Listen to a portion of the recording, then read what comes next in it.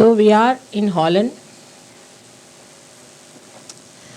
which is the Holy Land of Europe. And the Holy Land of Europe has got lots of water in it flowing. It's at a lower level than the Mother Earth, and the sea flows through it. So it's a good combination of the sea and the earth here. So sea cleanses and the Mother Earth blesses the people of Holland. But if they have lost their moorings and they are flying in the wrong direction, then the same Holy Land can become a hell land. So we have to be very careful to see that we create more and more Sahajogis in this place. In my reading of the character of the Western people, I find they are extremely aggressive by nature and very egoistical on the whole. One should not feel that I am saying about you, but I am saying you are Sahajogis, you belong to the kingdom of God, but I am telling about in general now. While I'm talking, keep your eyes open. I don't know why people close their eyes. I can't understand. Now, when we are in the Holy Land, we find that the Mother Earth has allowed the sea to flow in. And is a very good place for me to say something to you. Here the sea has taken refuge in the Mother. The Guru has bound itself with the motherly qualities. A person feels more safe on the ground than on the sea or in the air. So today is the best opportunity for me to say that after the Guru Puja, we have to understand that to be holy means you must allow the Guru Tattva to circulate in the mother principle. Or the Guru Tattva is to be controlled and guided and beautified by the mother principle. It's only the Mother Earth that is beautiful, because it can create so many varieties, so many dramas, so many plays. Any other element, if you see, has nothing in it. So it is she who can create. So we should take to the motherly quality more and try to bind our Guru principle through that motherly, beautiful, creative power, so that we make our presence very agreeable, very congenial, very beautiful, full of interest and varieties. Every time new flowers, every time new fruits, every time a new design. As Kundalini is made of Mother Earth, we are quite capable of doing that. There are gurus and gurus and gurus, but no one so far is such a master as you are of the Kundalini. If they were, they would have given realization to thousands. Why? Because your mother has penetrated into your Guru principle and has risen your Kundalini, has given you powers to raise Kundalini, breaking your seventh chakra so clearly. That never happened with anyone. Even incarnations could not do that to the masses as you are doing. The Kundalini is flowing from your hand. The Ganesha is active in you. But it should never give you the ego or the sternness or the heaviness of the sea. But it should give you the beauty of the Mother Earth. Mother Earth is always bigger than the sea because she has to contain the sea. Sea can never be bigger than the Mother Earth. Sometimes it looks sea bigger, but sea is contained in the Mother Earth. It cannot go beyond. So Mother Earth is always greater, bigger, wider than the sea. So one has to understand that when Kundalini has risen, you have become all the 7 chakras and not only the Guru chakra. And when you have become the Guru chakra, it is also bounded on all sides by the Mother Earth. Under these circumstances, when we are so capable, we are giving realization to so many people, when we are achieving so many things. If we could just become humble, congenial, beautiful, we can master the whole world.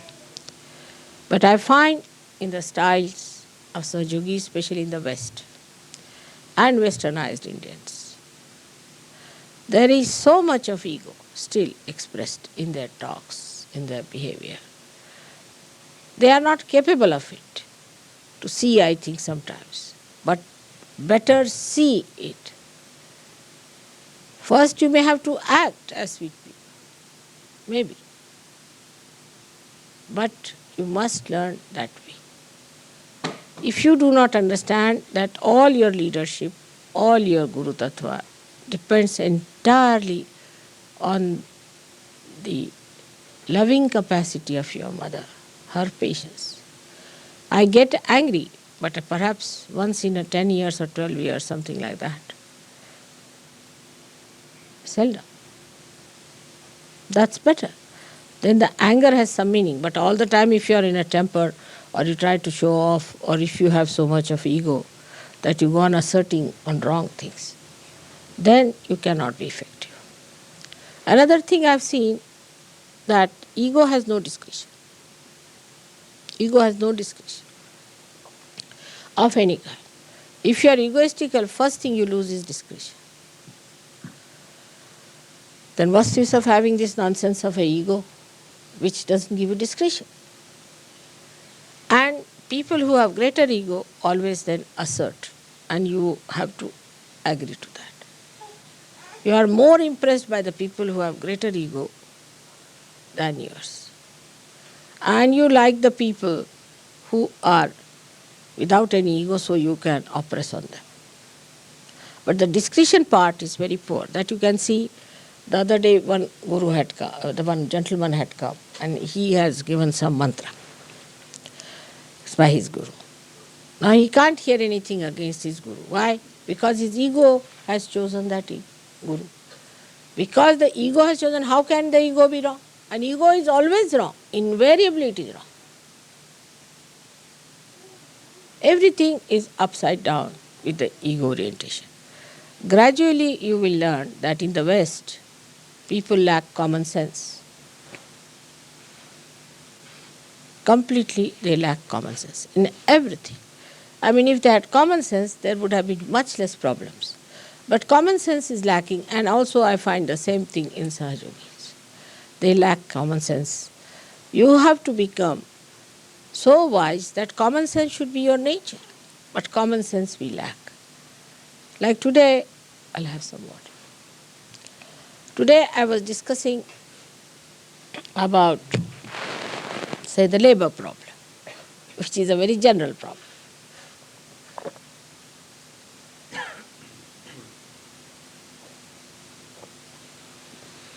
Yes, thank you. Which is a very general problem. You have a labor problem. For example, you have an employment. Now the whole system that is built in here, and we too have adopted some of it, but not to that extent, of working hours is very absurd. For example, supposing you get up at 4 o'clock. I mean, that's very big supposition, of course, but supposing we get up at 4 and we take our bath. Morning time is very peaceful. We can meditate. We can do what we like. Then we finish all the other work we have to do. Get yourself ready, have yourself ready, have your breakfast or tea or whatever you want to have. Then by 8 o'clock you are ready for work. Supposing you go at 8 o'clock for your work. So you can work from 8 up to 1 o'clock very easily. Very easily, no problem. Then 1 o'clock you come back home, have your lunch and have a siesta. If you can have siesta for about 2 hours, till 4 o'clock, by 5 o'clock you again go to work. Then you can work from 5 to 11 without feeling tired at all. After 11 you might be. So you put in much more work, much less sleep, and you keep fresh and young. But it requires common sense. Now how unemployment can be solved? Some people can work in the morning, some can work in the evening. Now those who are working in the morning, the ladies could be in the house, men could be outside. Then the men come out in the evening, they can do the household work. Ladies can do in their house, or when they are in the house, men can do creative work, like making statues, handwork, handmade things. So everybody gets employment. They become more creative, much happier people. And so easy to solve the problem. But there is unemployment. Because of unemployment, there are so many problems. Very easy to solve the problem of unemployment. You don't give any social security or anything. You give them their pay and let them work for shorter time. If you make them create things and sell them, they have more money. Or they can have nice things around them. Otherwise you can have horrid things like that. So you can have lots of things which are handmade. Plus machine-made things, whatever you want to have, there should be a balance. With common sense, we should know how far to go. How far to have balance. Like machine goes on like mad, we cannot control machines. Because we think we get money, we do not. After some time, machines have to stop.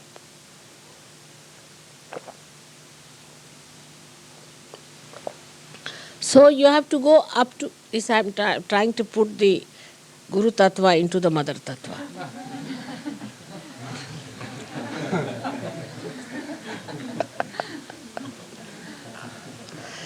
As practical.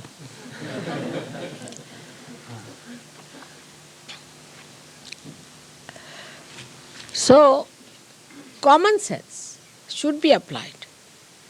And that can only come when there is no ego. With ego, there cannot be common sense. Because I like it, I do it. But this I is an ego who is blind, who is indiscreet, who is stupid. So ultimately we do stupid things. There should be common sense, which one can learn by getting rid of this. Now, people say, Mother, how to get rid of ego? It's very simple. You have to move left to the right 108 times in Sahaja Yoga. You have to forgive people in Sahaja Yoga. And you can watch yourself. First of all, see, do you watch others or you watch yourself, first of all? Like there was a lady traveling with me, very old lady. And she said, this man is handsome, this man is not handsome. this woman is good looking, she is pretty. That I was looking at her. I said, this mad woman, she will go really crazy by the time we get down. She goes on looking into every person, judging everyone, who is handsome, who is not. And everybody whom she called handsome, I found him ugly. So I gave up. I said, you better decide. I never try these things. Then that man is not good, he is very hot-tempered, he is this thing, he is that, he talks like that, he walks like that, he shouldn't look like that. Worried about other people. You tell them anything, they'll go on shaking their neck like that. Oh, how could you do it? But you do it yourself. If they have to say yes, they'll do it 10 times. Yes, yes, yes, yes, yes. If they have to say no, they'll go on saying no, no, no. There's no common sense. Why to move your neck so many times? See, if somebody is saying that, you need not react all the time. So this is another thing, internal reaction. First is external. Seeing everyone, judging everyone. Oh, I don't like this station. This is too much dusty. This bathroom is not good. That room is not good. That thing is not good. Like that. As if you are the Queen of England. Even that could be even more than that. Because she's not even allowed to choose her dress. Parliament has to decide.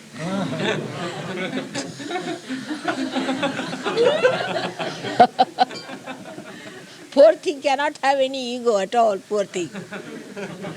She has to choose what dress she has to wear for a particular occasion. If the parliament says yes, she wears. She says no, no. Big problem for them.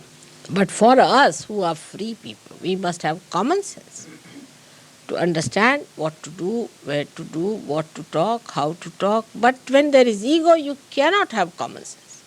And this is the reason I think the Western people have become so stupid in so many things. Whatever I see it upside down. Indians, we may be poor people in the villages. They are not so educated. You are all very well educated people. Everything is there. But all has come out of ego. So the common sense is lacking. So those who deal with the Mother Earth, like farmers, have tremendous common sense. Now in Holland, I used to think people will have lot of common sense because they are farmers, you see. When I had come in 65, they were better off, much better people, not so nonsensical. They were well-dressed, nice, sensible, solid people. Of course, I met quite elderly people also, I should say.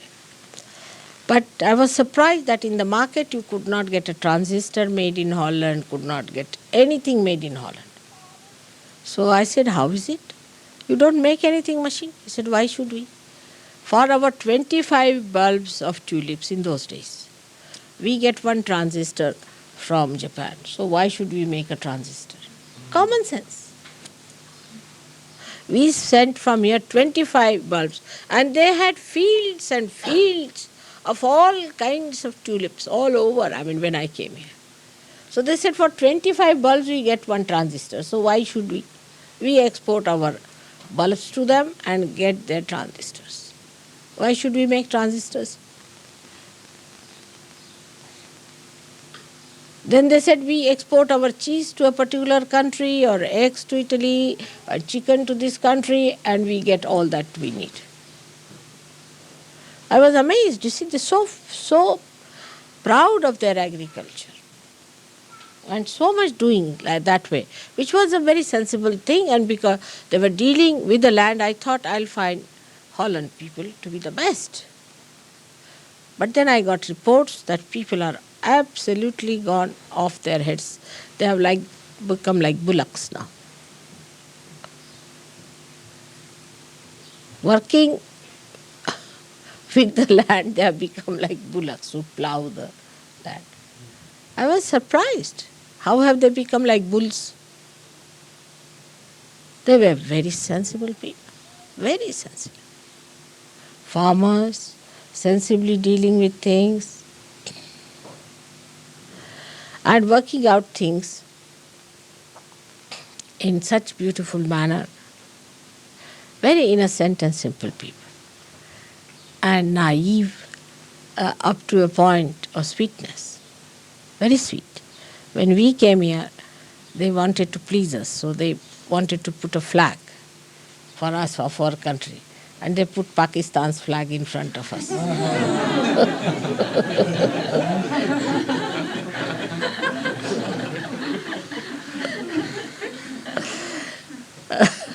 So I was very happy to see that.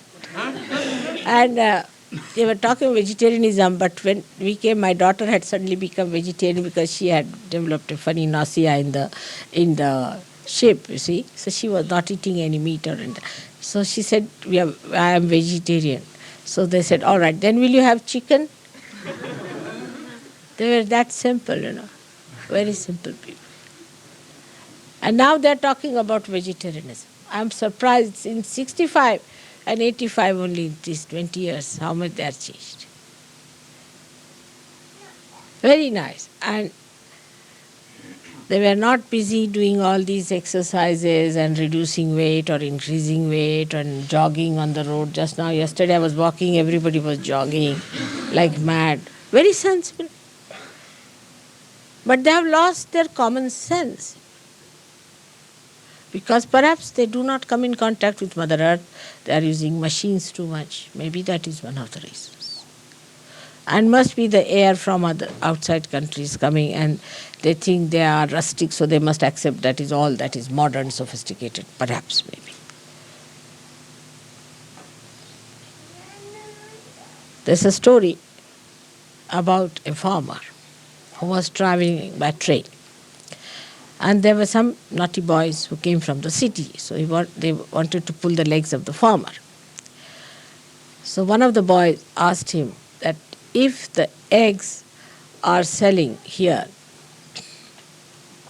in this station for 20p, and in the next station the chicken is selling for £1, what is my age? Just to tease him. So immediately the fellow says, you must be 22. I said, how do you know exactly I'm 22? He said, because my brother who is full mad is 44.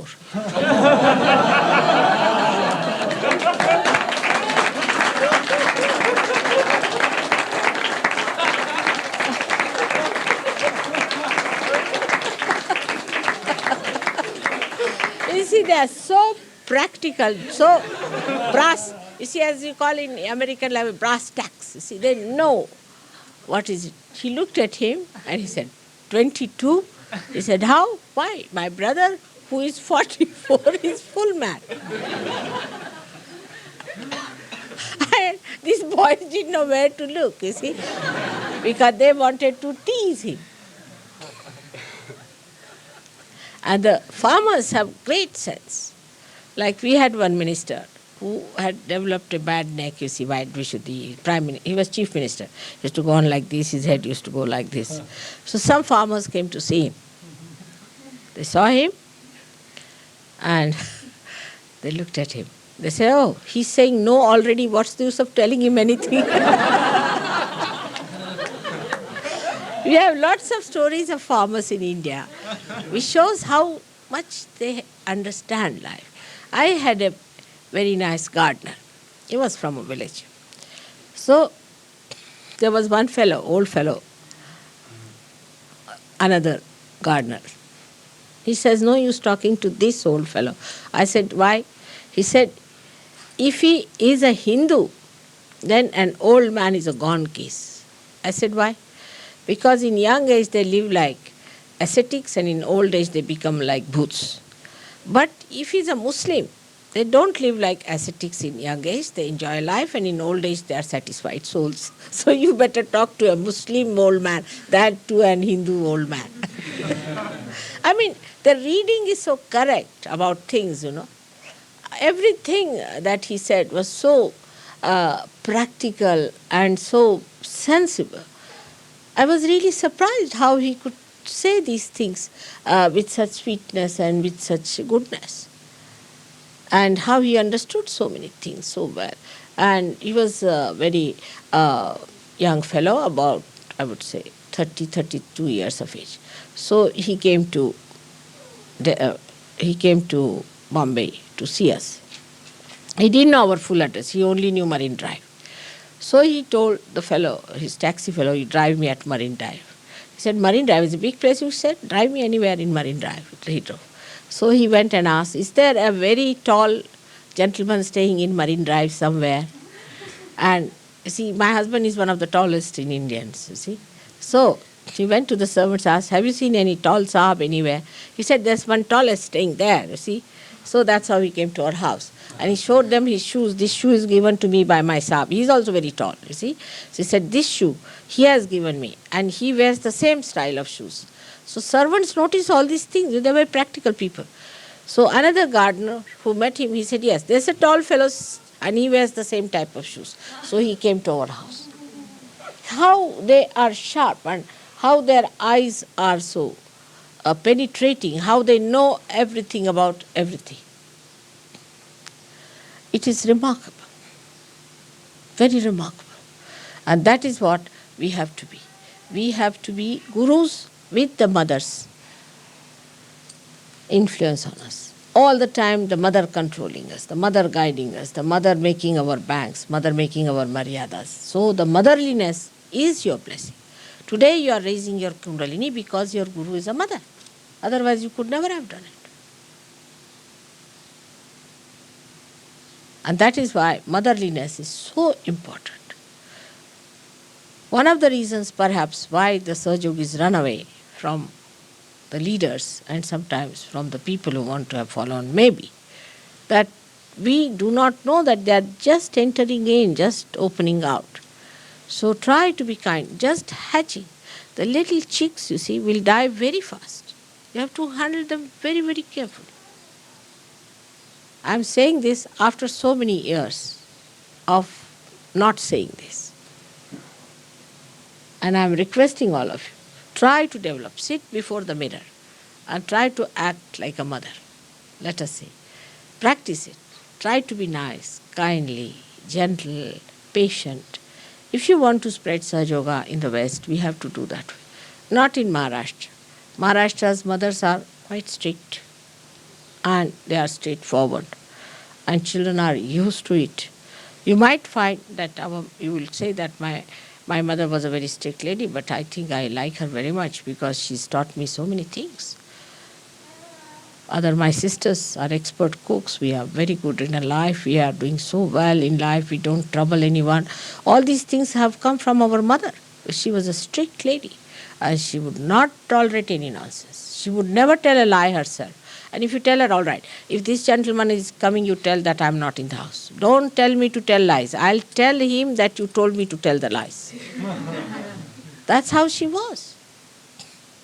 And that's how she treated us. And we lived with that. But we didn't mind it because what she did was for our good. We knew that she was doing it for our good. Not in this country. People don't understand this fact. They have ego.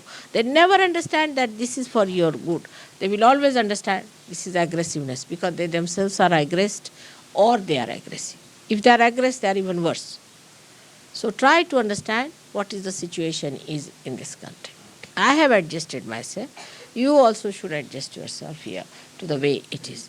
And that's how we should not hear any complaints about. Now again the Guru Tattva has to go inside, the Mother Tattva.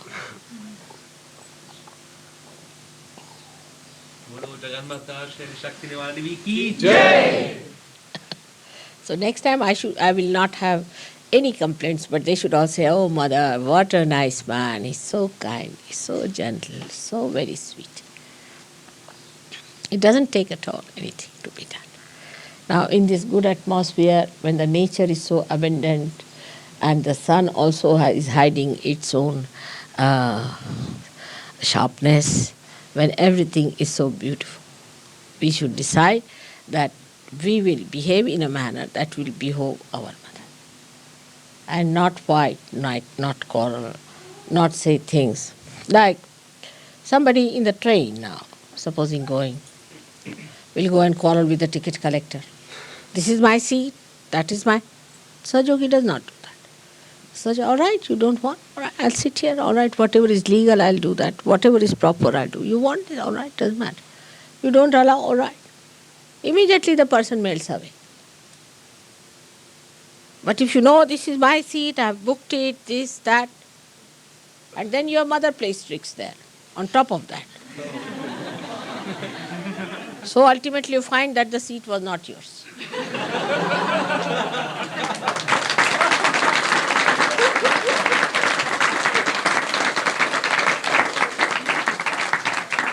And you feel very upset about it. How a Sahaja Yogi is insulted.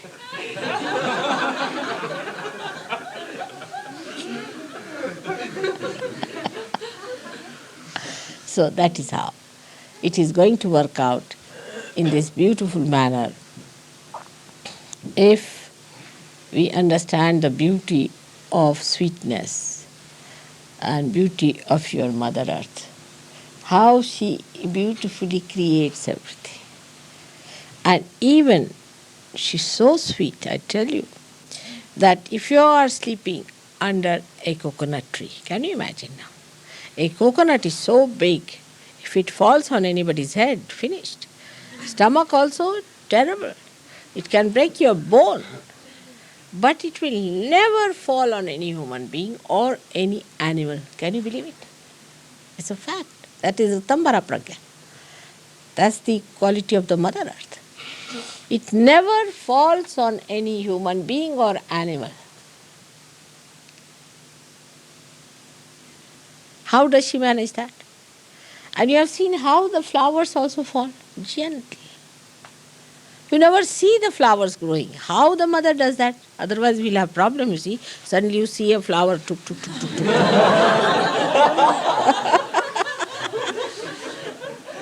So she, slowly she does it and suddenly, she makes the leaves so beautifully arranged that they all get the sun. How she manages? Then she creates a beautiful shade for you. The color scheme, everything so beautiful. And then how she nourishes? That because all the leaves drop down and they give nitrogen again to the Mother Earth. And then she again nourishes them up. But the leaves have to fall down if the sun has to come to the Mother Earth. It's all her doing. But she does it so beautifully that we are not even aware of what she is doing to us. We don't know. If you notice it, one thing about the Mother Earth's beauty that she creates and how sweetly she does it. You will say that even 1/1000th of that if we have, we could be somewhere already ruling in the kingdom of heaven. This is what it is. So, as you have got your Kundalini, you must develop that sweetness within you in such a manner that people see you and think that you are great mothers. But as you know, in the West, the mothers are so horrible. The women are so dominating that people do not have a proper image of a mother also. Women are extremely dominating. Women must learn to dominate. It's so easy. A bull can dominate anybody. But can they be like Mother Earth? Which can bear up all kinds of troubles, all kinds of problems. Can we do that way? Especially that's why I request women of this country to develop those beautiful qualities and not of domination. Domination, it doesn't behove a woman. It doesn't look nice on her. It's like a bull she's wearing as a diamond piece around her neck. It's not beautifying. So we must give up that idea of dominating or trying to oppress the husband. He says something, we say no. To children, we say no. To everyone, we try to dominate. That's not our character. Even I think Roosevelt once said that, of course, he must have said, he must have met real Indian women, that an Indian woman, she is like a magnolia in an Indian forest. Of course, here the magnolias are useless, but in Indian forest, even one flower in the forest, it is hidden, you can't see it, but you can smell it. The whole forest is fragrant. You can't see it anywhere, it's hidden in one flower. You can know this magnolia. And this is the greatest quality, because love is the most attractive thing in this world. Why do you hang around me?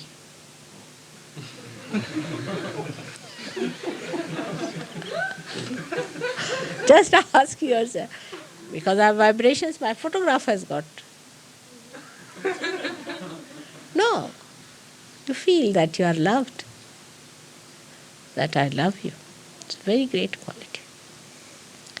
But I have that innate within me. I don't have to have it from anywhere. And you too have it. Just expose it and manifest it. May God bless you. Thank you.